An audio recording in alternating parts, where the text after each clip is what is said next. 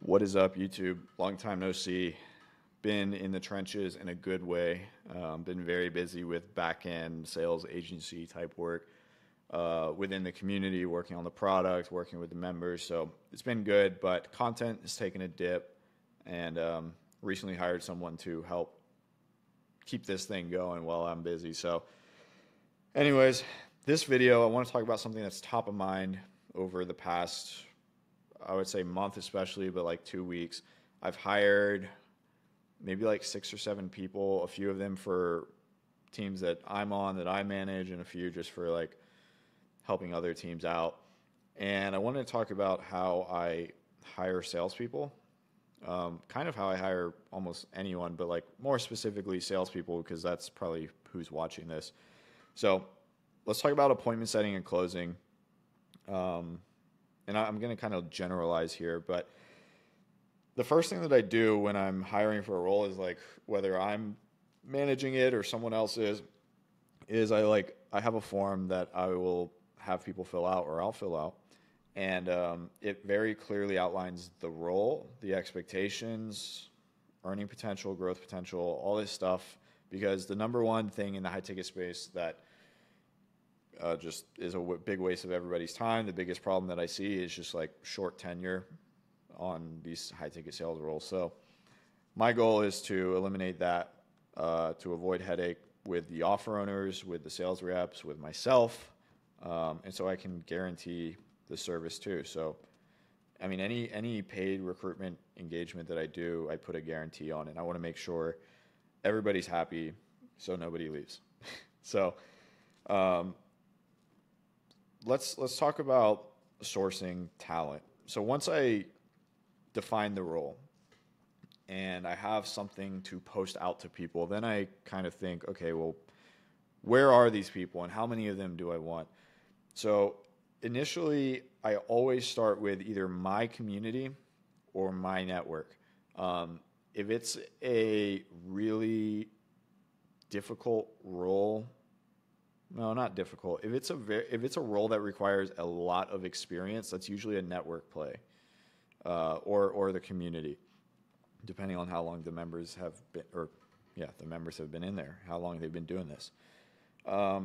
If it's not so much like of a high experience required role, then I'll definitely take it to my community. I'll usually start there and just be very clear on who should or shouldn't reach out. If this is something where I know I'm needing a lot of applicants to find the right one, it's a social media play. And I have people in my network who can help get this out to more people. I've used LinkedIn before. If I'm ever looking for someone with more of that like corporate background, LinkedIn recruiting, done it before. I can usually find those people through social media though.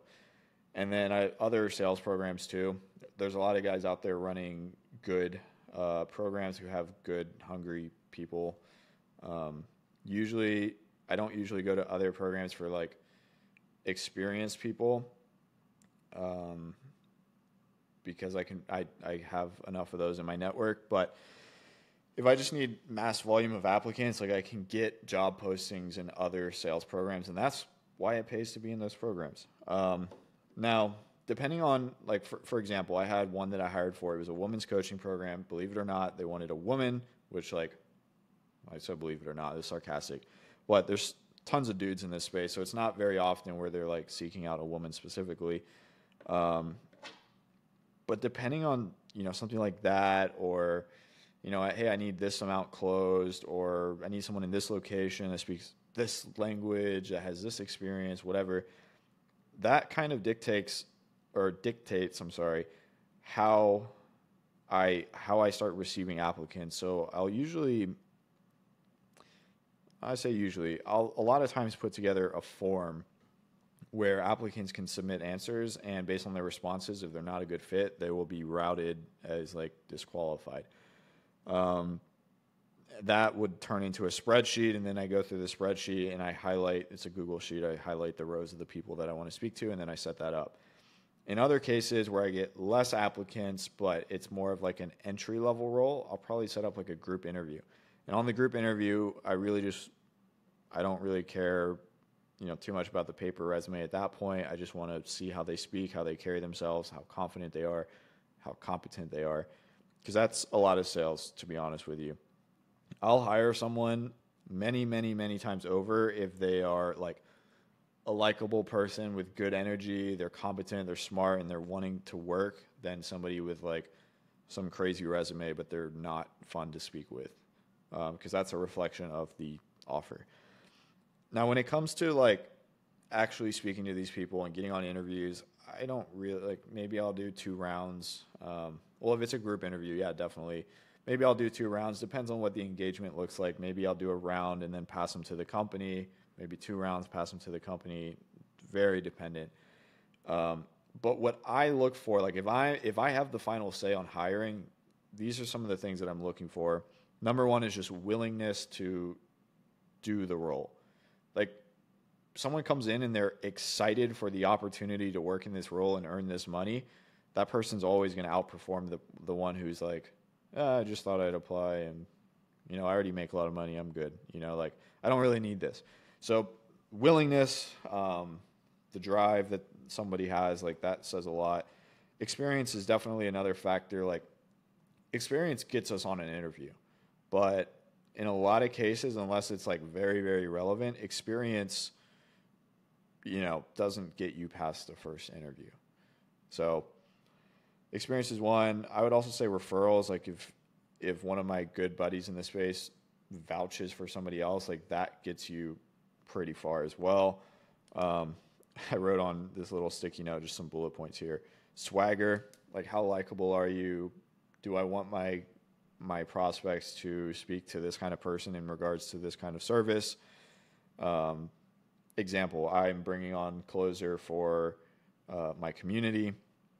One, he's been in my community for over a year. He's made a lot of money, gotten like sales manager jobs, all that. 2, he fits the persona of exactly who I want to sell this to, which is like former corporate guys turned remote high-ticket gunslingers. So in that case, I was looking for someone who was good, who fits the persona, and ideally had been in my community for a while. They can vouch on that. Another one is someone who's enjoyable. We just hired someone for one of the B2B clients that we have, and he actually knew somebody else on our team. So there's a little bit of a vouch there, but he's an enjoyable guy, and he was willing to do the work. It seemed like it was well within his wheelhouse, which goes down to experience. But he was excited to do the work. He saw the potential. He saw who was like part of the team, and he was excited. And I chose him over other people that were a little bit, maybe less committed, less willing. Besides that, availability plays a huge part. I don't, for the most part, don't want to have people juggling around too much. I don't want there to be a chance that my project or the one that I'm recruiting into goes on the back burner compared to something else. So a lot of times I want people with like as open availability as they can. Ideally, if this is their only offer, that is awesome. Following up on interviews is big. That's big. And yeah, really problem solvers. I mean, a lot of business owners, what they want in this high ticket space is they want peace of mind to know that they can go off and work on the product. They can go off, work on the systems and all the back end stuff or the results and all that, and not question whether or not John, the closer, is going to handle it, right? Or David, the setter, is going to handle it. They want peace of mind to know that, oh, my setter David, like he's going to handle it. If anything goes on, he's going to handle it. That's just what David does. Same with John, the closer.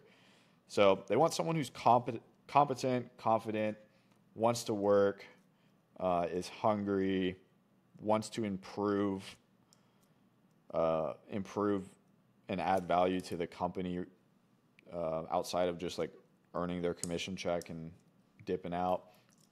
So that's kind of some of my insight around hiring, recruiting salespeople. Let me think. I don't think there's anything else, guys. So if you made it this far into the video, I appreciate you. Any open roles that I ever have, I would say hit me up on, or not hit me up, but follow me on Instagram, which is @serialsales, Twitter @serialsales. That's where I'll usually post these roles to begin with. Usually Twitter first, then Instagram. And if you want, all the roles that I get access to pretty much, like I think we had 8 posted within 24 hours in the community across stuff that I had and others that posted and all that. I'm sorry, 8 hours. It's been a long day, guys. 8 roles in 24 hours. And this was, I think, last Thursday or Friday. So let me add some context there. But yeah, if you're looking for that, and to be connected with other guys like sales managers, recruiters, all that stuff, they're in the community. There's a reason it's a paid community. Like the value is there. And I'm not very interested in running free groups because free groups don't bring highest intent of people. So if you want to get in, check the link below. If you want just like to have a shot at any roles I post in public, go to the Instagram, go to the Twitter. And if you are an offer owner who's looking for a salesperson for your high ticket offer, go to the description and there will be a link for you to find that person. So anyways, thank you guys for watching this video, and until next time, peace.